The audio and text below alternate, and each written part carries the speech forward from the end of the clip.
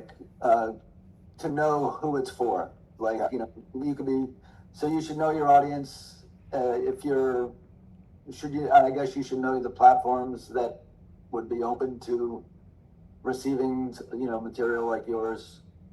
1,000%. And I think that's where, since we cross the threshold of where does it, like, from a theatrical lane to a streamer, it could be way different, right? Where and Netflix might be open to doing YA, talking about young adult content. A place like Universal is no longer interested in it because for them, that market got to be eventized in a way that it needs to feel much bigger, broader, bigger name stars that are absolutely, you know, kind of locked in, the A-list stars that they can count on to help drive people to come to the theaters. So like when we're talking about these different spaces, it's really about understanding where does that fit. So like when we're talking about YA content, it's like, okay, we have a couple of homes on the streaming side that it may work in, but we have to know that that's exactly what we're thinking about when it comes to it. When you look at Lionsgate, you're looking at something, right?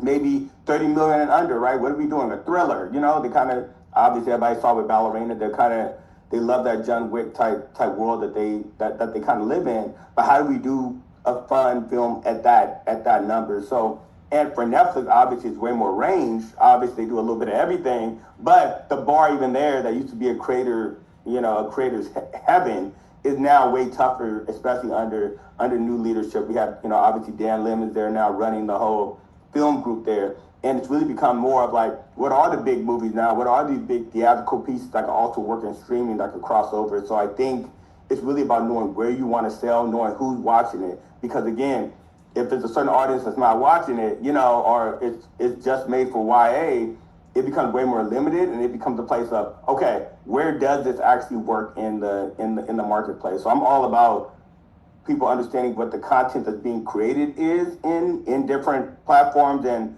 streamers and studios, because you know everybody's not going to want the same thing, especially in just how their audience is consuming content.